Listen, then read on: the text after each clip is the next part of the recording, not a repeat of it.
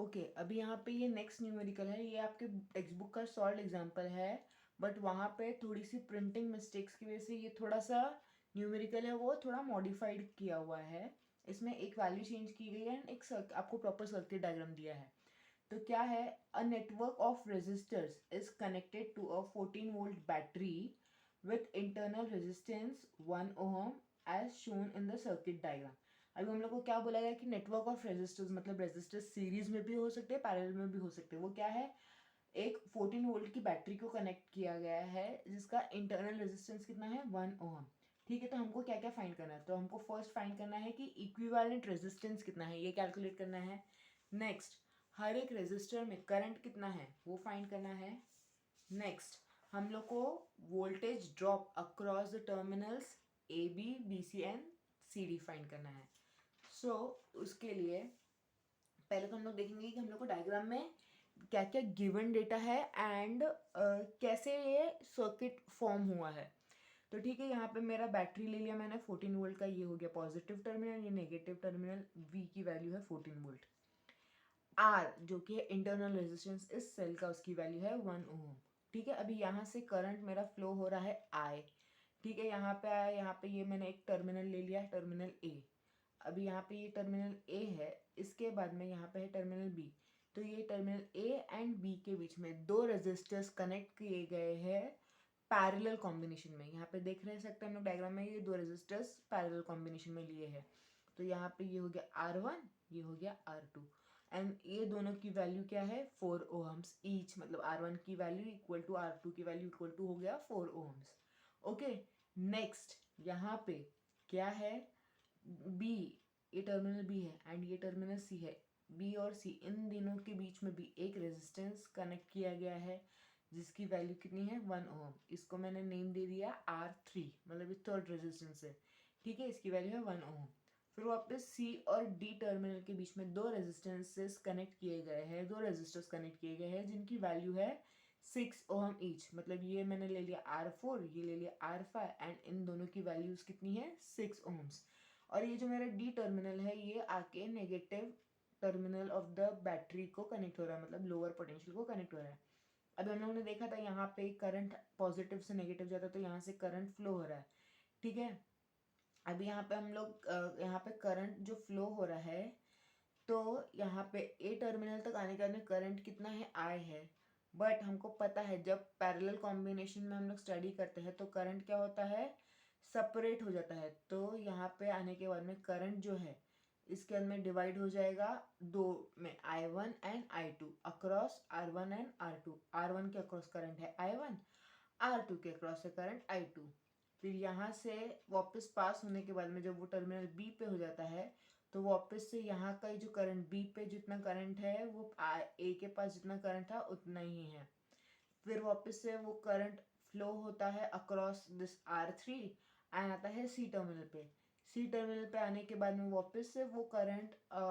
Divide हो जाता है, एक R4 की तरफ और एक R5 की तरफ। तो R4 की तरफ जो करंट जा रहा है वो I3 एंड R5 की तरफ जो करंट जा रहा है वो है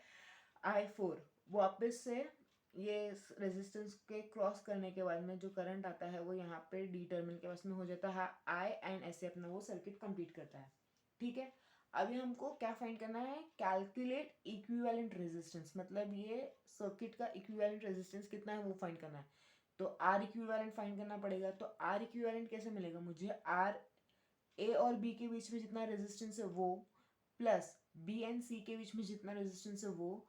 प्लस सी एंड डी के बीच में जितना रेजिस्टेंस है वो, ये सब मिला के मुझे जो वैल्यू मिलेगी वो क्या हो जाएगी, मेरी आर इक्विवेलेंट की वैल्यू हो जाएगी। ओके, तो ये कैसे है हम लोग के पास में, यहाँ पे R equivalent is equals to R A B plus R B C plus R C D. Okay, तो 1/RAB is equals to what, 1/R1 plus 1/R2। तो RAB equals to 1/R1 plus 1/R2। R1 और R2 की value कितनी है 4 ohms, तो 1/4 plus 1/4 तो ये हो गया 2/4 विच इज इक्वल्स टू 1/2। तो RAB की वैल्यू हो गई 2 ओम।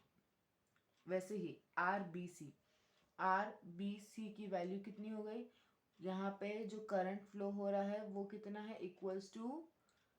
सॉरी आर बी सी, मतलब रेजिस्टेंस बी सी के अक्रॉस में बी और सी टर्मिनल के अक्रॉस में कितना हो रहा है, that is equals to R three, और आर थ्री की वैल्यू कितनी है 1 ओहम, तो ये आर बी सी की वैल्यू हो गई 1 ओहम।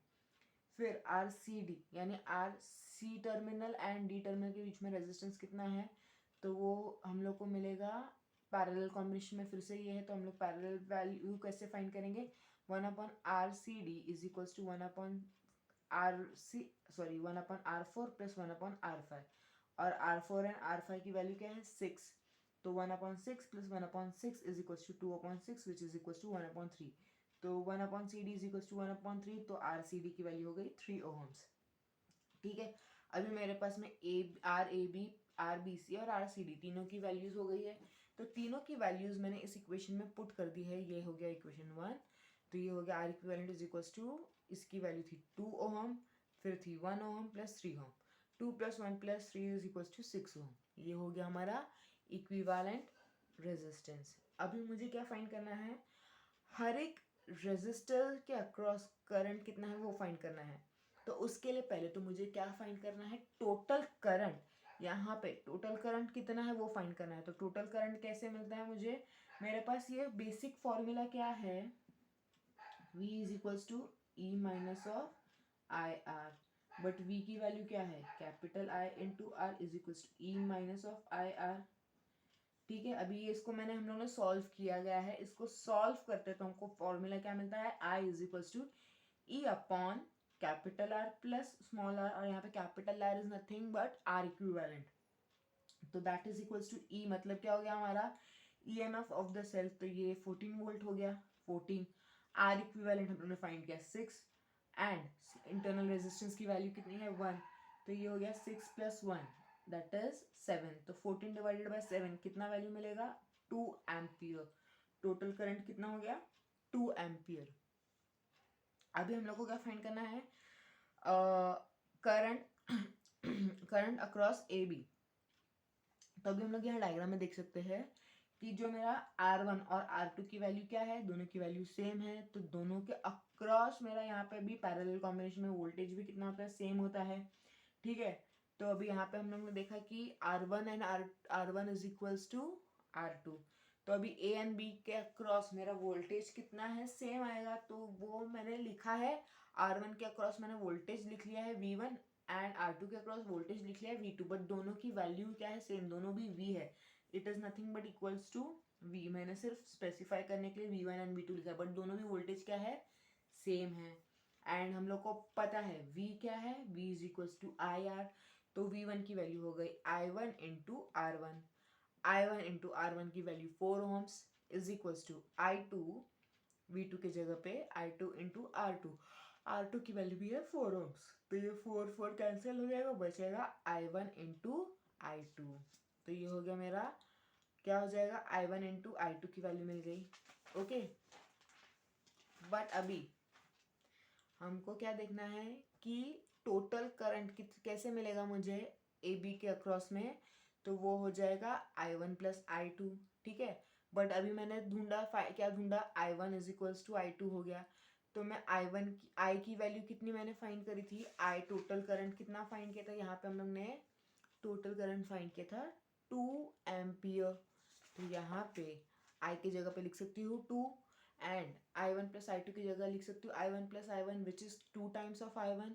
तो यहाँ पे इसमें से I1 की वैल्यू क्या हो गई 1 एम्पियर, एंड I1 की वैल्यू अगर 1 एम्पियर हो गई तो वैसे ही I2 की वैल्यू भी 1 एम्पियर हो जाएगी। सो ऐसे ही मैं R4 एंड R5 की resistances sorry current across C and D terminal के अक्रॉस फाइंड कर सकती हूँ,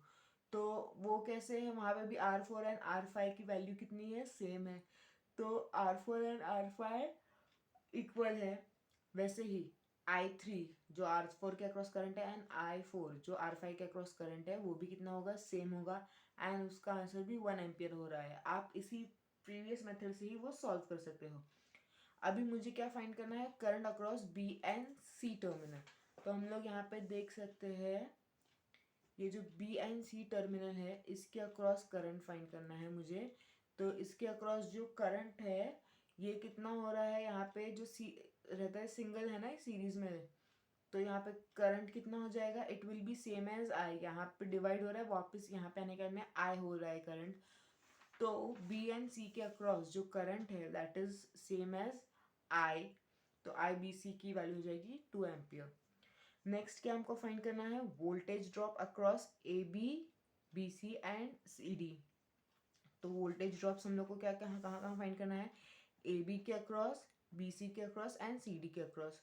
तो ए बी के अक्रॉस वोल्टेज मतलब कितना हो जाएगा, higher potential minus lower potential, तो V A B minus sorry V A minus V B,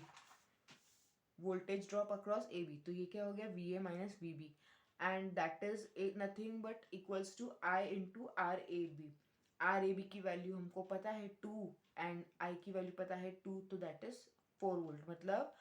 voltage A B के अक्रॉस में 4 वोल्ट तक ड्रॉप हो रहा है। वैसे ही वोल्टेज अक्रॉस बी सी क्या हो जाएगा, voltage at B minus voltage at C terminal, तो that is equals to I into R into B C, मतलब सॉरी बी सी टर्मिनल के अक्रॉस जो रेजिस्टेंस है वो, एंड आई की वैल्यू हमको पता है 2 एम्पियर, तो दैट इज 2 इंटू 1, तो ये हो गया 2 वोल्ट। वैसे ही voltage across C and D terminal कितना हो जाएगा, V C minus V D which is equals to I into R C D,